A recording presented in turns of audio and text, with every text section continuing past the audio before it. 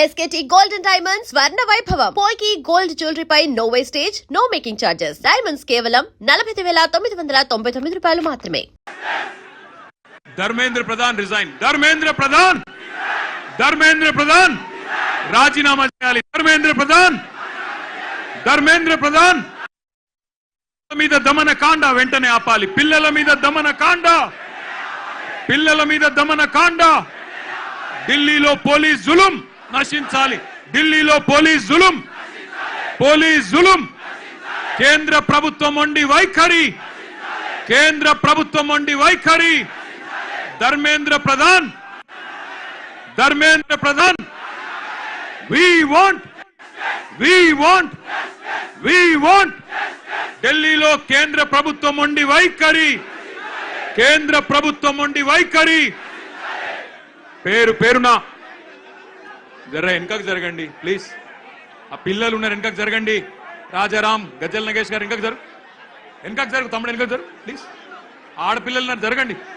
శరత్ వెనకకు జరుగు. పిచ్చే ఆటో నగేష్ భాయ్ వెనకకు పో. శరత్ వెనకకు జరుగురి. తమ్మి రాజారాం వెనకకు జరుగురి ప్లీజ్.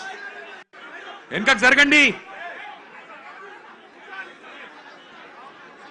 గౌరవనీయులైన పెద్దలు, వేదిక పైన ఆసీనులైన గౌరవ మాజీ మంత్రివర్యులు, అట్లాగే వేదిక ముందు అక్కడ అందరి మధ్యన పిల్లల మధ్యన నించున్న శ్రీమతి సబితా ఇంద్రారెడ్డి గారు, అదేవిధంగా గౌరవనీయులు వేదిక పైన ఉన్న పెద్దలు శ్రీ తలసాని శ్రీనివాస్ యాదవ్ గారు, గౌరవనీయులు శ్రీ జగదీష్ రెడ్డి గారు, గౌరవనీయులు ప్రశాంత్ రెడ్డి గారు, గౌరవనీయులు శ్రీనివాస్ గౌడ్ గారు, గౌరవనీయులు పల్లా రాజేశ్వర రెడ్డి గారు, కౌశిక్ రెడ్డి గారు, రవీందర్ రావు గారు, భూపాల్ రెడ్డి గారు, రమణారెడ్డి గారు, సునీత గారు, ఇంకా వేదిక పైన ఉన్న పెద్దలు గౌరవనీయులు శ్రీ జీవన్ రెడ్డి గారు, గౌరవనీయులైన మా సునీత లక్ష్మారెడ్డి గారు ఎమ్మెల్యే గారు, ఇంకా మా ఎమ్మెల్యే, స్థానిక ఎమ్మెల్యే గౌరవనీయులు ముఠా గోపాల్ గారు,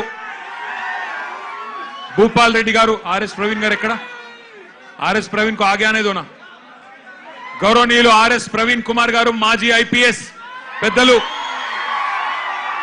గౌరవనీయులు మాజీ మంత్రివర్యులు కరీంనగర్ ఎమ్మెల్యే గంగుల కమలాకర్ గారు, జీవన్ రెడ్డి గారు, మా తమ్ముడు గ్యాదర్ కిషోర్ గారు, తమ్ముడు బాల్కా సుమన్ గారు, విద్యార్థి నాయకులుగా ఈరోజు ప్రజాస్వామ్యంలో పార్లమెంటు గడప, అసెంబ్లీ గడప తొక్కిన నాయకులు, ఈరోజు ఈ కార్యక్రమానికి, ఈ నిరసన కార్యక్రమానికి అధ్యక్షత వహిస్తున్న బీఆర్ఎస్ విద్యార్థి విభాగం రాష్ట్ర అధ్యక్షుడు సోదరుడు గెల్లు శ్రీనివాస్ యాదవ్ గారికి, అట్లాగే మొత్తం బీఆర్ఎస్ విద్యార్థి విభాగం నాయకత్వం మొత్తానికి, మా తమ్ముడు ముఠా జయసింహకి, ఇంకా స్థానిక నాయకత్వానికి, పెద్ద ఎత్తున తరలి వచ్చిన మా గౌరవనీయులైన మరి నాయకులకి, ముఖ్యంగా ఇప్పటిదాకా అరే క్యా కర్రే రే భయ్ తుమ్లో, క్యా కర్రే తుమ్లో, కైకు గడబడ్ కర్రే. చూడు నగేష్, చూడు ఏందో చూడు. ఇప్పటిదాకా అద్భుతంగా మాట్లాడిన మా చెల్లెళ్ళు, తమ్ముళ్ళు, నీట్ మాత్రమే కాదు, భారతదేశంలో ప్రస్తుతం నెలకొన్న పరిస్థితుల పట్ల ఆక్రోశం వ్యక్తం చేస్తున్న యంగ్ జనరేషన్ జెన్ జీకి సంబంధించిన మా తమ్ముళ్ళు, చెల్లెలందరికీ ఒకసారి గట్టిగా చప్పట్లతో వారికి అభినందనలు చెప్పాలని నేను కోరుతా ఉన్నా. నిజంగా ఇవాళ ఇక్కడ పెట్టింది కార్యక్రమం రాజకీయం కోసమో, ఎవరినో తిట్టడానికో లేదా ఎవరినో విమర్శించడానికో కాదు. గత 25 రోజులుగా ఢిల్లీలో జరుగుతున్న పరిణామాలు, ఏ నాయకుడు లేడు, ఏ పార్టీ లేదు, ఏ జెండా లేదు, ఏ పెద్ద నాయకుడు అక్కడ లేడు. కానీ ఇవాళ పిల్లలు భారతదేశ వ్యాప్తంగా కదం దొక్కుతా ఉన్నారు. ఎక్కడి వారక్కడ రైళ్లలో బయలుదేరి, బస్సులలో బయలుదేరి, వాళ్ళ తల్లిదండ్రికి కొంతమంది చెప్పకుండానే ఢిల్లీకి చేరుకొని జంతర్ మంతర్లో ఈరోజు తమ గలం విప్పుతున్నారు, అద్భుతమైన పోరాట పటిమ ప్రదర్శిస్తున్నారు.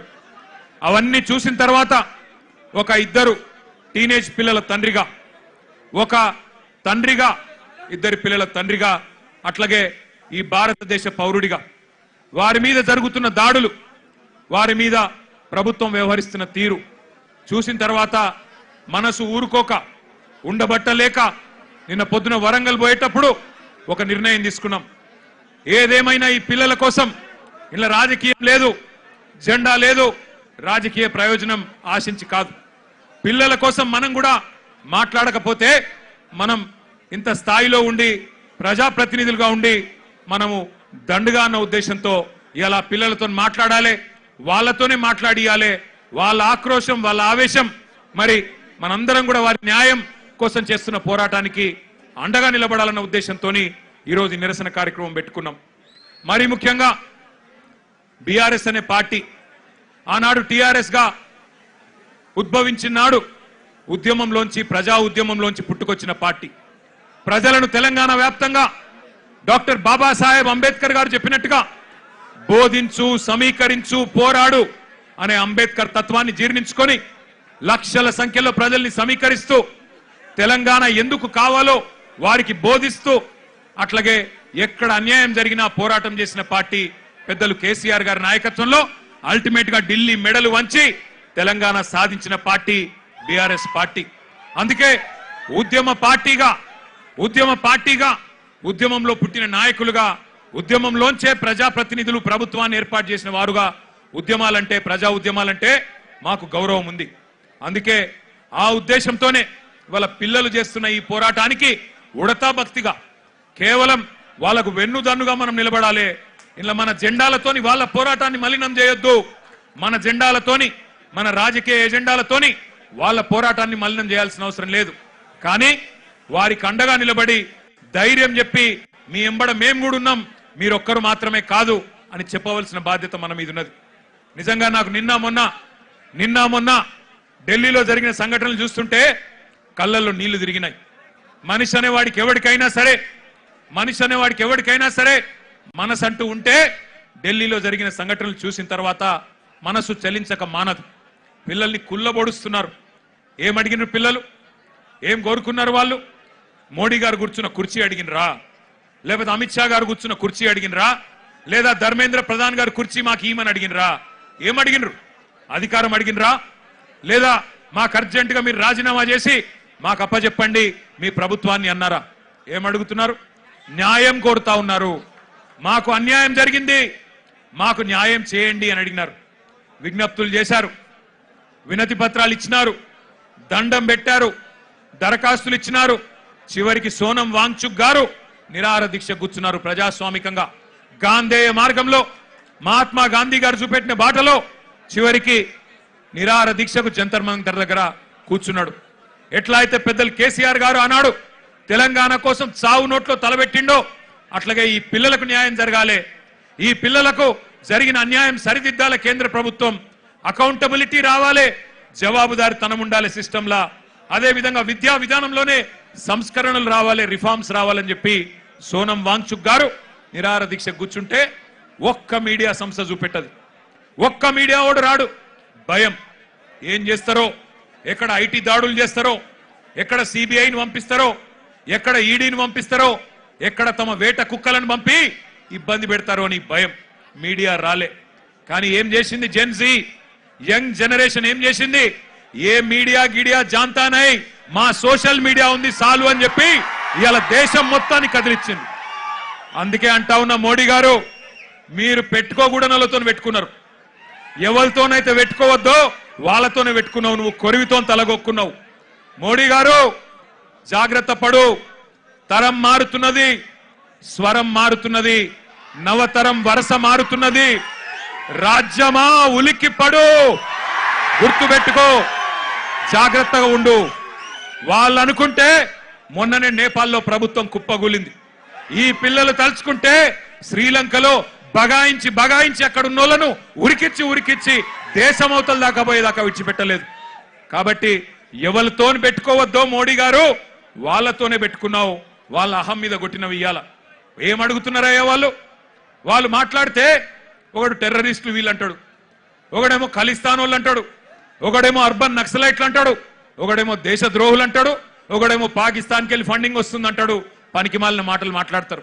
ఇవాళ పిల్లలు చెప్తుంటే ఆ కథలు, ఢిల్లీలో వాళ్ళు మాట్లాడుతున్న మాటలు వింటే నిజంగా మనిషి అనే వాడెవడైనా ఉంటే కేంద్ర ప్రభుత్వంలో ఈ పాటికే పోవాలా, కూర్చోవాలా, మాట్లాడాలా. వాళ్ళ దగ్గర ఏమి డిమాండ్స్ ఉన్నాయో పిలిచి మాట్లాడి బుదిరెక్కిచ్చి అట్లా కాదమ్మా ఇట్లా అని చెప్పి సంజాయించి ఎట్లా బాగు చేస్తాం దేశాన్ని చెప్పాలా. కానీ కేంద్ర ప్రభుత్వంలో ఉన్న వాళ్లకు ఇవాళ ఆ పరిస్థితి లేదు. మోడీ గారు ఒక్కటి గుర్తుపెట్టుకోండి, ఇదే తెలంగాణ గడ్డ మీద 50 ఏళ్ల కిందట ఒక యువకుడు ఒక మాట అన్నాడు. ఆనాటి తరం యువకుడు, ఆనాటి యంగ్ జనరేషన్ కి సంబంధించిన నాయకుడు ఒక మాట అన్నాడు, జీనా హై తో మర్నా సీఖో, కదం కదం పే జీనా హై తో కదం కదం పే జీనా హై తో మర్నా సీఖో, కదం కదం పే లడ్నా సీఖో అన్నాడు. అందుకే మోడీ గారు గుర్తు చేస్తా ఉన్నా మీకు, ఈ జనరేషన్ సావుకు భయపడే జనరేషన్ కాదు. ఈ జనరేషన్ నీ ఉడత ఊపులకి, నీ ఐటీకి, ఈడీకి, సిబిఐకి భయపడే జనరేషన్ కాదు. వాళ్ళు ఇవాళ కోపం మీద ఉన్నారు, కోపం మీద ఉన్నారు. నేను మొన్న చెప్పినా మళ్ళా చెప్తున్నా, కోపం మీద ఉన్నారు. పొట్టు పొట్టు ఆకలి మీద ఉన్నారు. వాళ్ళు మెట్టు మెట్టు ఎక్కుతారు, నిన్ను నీ ప్రభుత్వాన్ని తొక్కుతారు. యాదికి పెట్టుకో, ఈడ్చిపెట్టరు. ఎందుకంటే ఇవాళ వాళ్ళు ఏ రాజకీయ నాయకుడు అండతో చెలరేగుతలేరు, వాళ్ళకి ఏ నాయకుడు లేడు. ఇవాళ వాళ్ళు ఢిల్లీలో 1000 మంది, ముంబైలో 1000 మంది, హైదరాబాద్ లో 1000 మంది, నాసిక్ లో 1000 మంది, పూనాలో 1000 మంది బయటికి వచ్చినారంటే కేవలం ఒక పరీక్షా పత్రం లీక్ అవ్వడం వల్ల కాదు.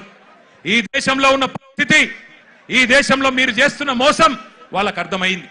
12 ఏళ్లుగా, ఇంతకుముందు మాట్లాడిన పిల్లల మాటలు మీరు విన్నారు, 12 ఏళ్లుగా మతం పేరు మీద చిచ్చు పెట్టి ఇవాళ